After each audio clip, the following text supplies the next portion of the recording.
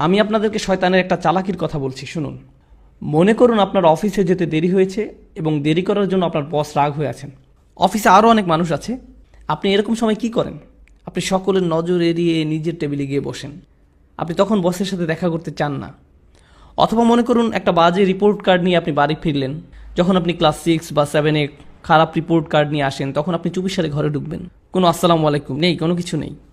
চুপিসারে ঢুকে আপনি ঘুমের ভান করে পড়ে রইলেন।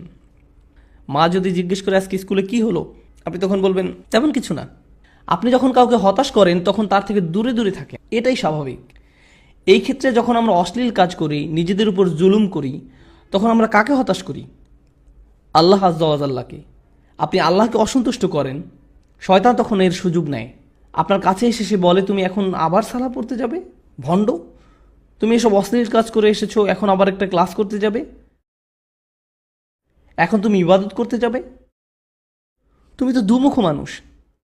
তখন সে বলে, হ্যাঁ আমি তো দুমুখ মানুষ, আমার সালাহ পড়া উচিত হবে না। শয়তান আপনার গুনাহের সুযোগ নিয়ে আল্লাহর কাছ থেকে আপনাকে আরও দূরে সরিয়ে রাখে। আপনি তখন আল্লাহর সামনে দাঁড়াতে বিব্রত বোধ করেন। কিন্তু একজন সত্যিকারের মুত্তাকি যখন ভুল কিছু করে, তৎক্ষণাৎ সে কি করে? সে আল্লাহকে স্মরণ করে। জাকারুল্লাহ ফাস্তাগফিরু লিযুনুবিহিম, তারপর তার আল্লাহর কাছে ক্ষমা চেয়ে নেয়। এখানে জুনুব শব্দটা দিয়ে পাপ বোঝানো হচ্ছে, যা এসেছে জানাব থেকে। জানাব দিয়ে মূলত বোঝানো হয় এমন একটা পাপ যার কারণে আপনি অসম্মানিত বোধ করেন, এমন কোনো কাজ যার কারণে আপনি লজ্জিত, বিব্রত। আর তারা আল্লাহর কাছে ক্ষমা প্রার্থনা করে তাদের কৃত লজ্জাজনক কাজ থেকে। ওয়া মান ইয়াগফিরুয যুনুবা ইল্লাল্লাহ, আল্লাহ ছাড়া আর কে গুনাহ ক্ষমা করতে পারেন? আপনি আর কার কাছে যাবেন? কোথায় যাবেন? আল্লাহ ছাড়া আর কে জানে আপনি আর আমি কি কি ভুল করেছি? আমাদের গুনাহের খাতায় বহু জিনিস আছে যা আল্লাহ প্রকাশ করেননি, শুধু আল্লাহই সেসব জানেন। সেসবের জন্য আল্লাহর কাছে আমাদের ক্ষমা চাইতে হবে। জান্নাতে যারা যাবে তাদের বর্ণনায় যেসব বৈশিষ্ট্য এসেছে তার মাঝে এটাই প্রধান বৈশিষ্ট্য।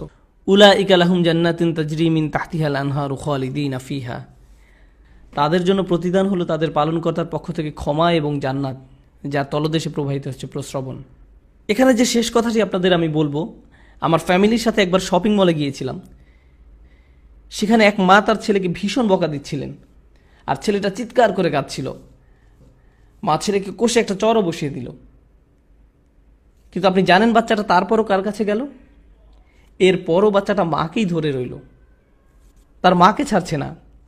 চারপাশে সব কিম্ভূত কিমাকার বিশাল বিশাল অচেনা মানুষ, সে তাদের কাছে যেতে চায় না। যদিও তার মা তার উপর রাগ হয়েছে, হতাশ হয়েছে, তাকে বকা দিচ্ছে, কিন্তু তার আশ্রয় সুরক্ষা সে কার কাছে পাবে? তার মায়ের কাছেই। এই দৃশ্য আমাকে ভাবিয়েছে, সুবহানাল্লাহ। যখন আমি আপনি গুনাহ করি, যখন আমরা আল্লাহকে হতাশ করি, তার অবাধ্য হই, আমরা কার কাছে যাব? আমাদের আর কোথাও যাওয়ার আছে? আমাদের আর কোথায় যাওয়ার আছে? তাই আমরা আল্লাহকে অসন্তুষ্ট করলেও, আর আল্লাহ আমাদের যেমন দেখতে চান তেমন আমরা হতে না পারলেও, সত্যিকারের মুত্তাকি কখনোই আল্লাহর উপর আশা হারায় না। আল্লাহর উপর আশা হারানোর অনুমতি তিনি আমাদের দেননি। লা তাকনাতু মির রাহমাতিল্লাহ, সত্যিকারের মুত্তাকি কখনোই আল্লাহর উপর আশা হারায় না। আল্লাহর উপর আশা হারানোর অনুমতি তিনি আমাদের দেননি। এই আচরণ আমাদেরকে রপ্ত করতে হবে।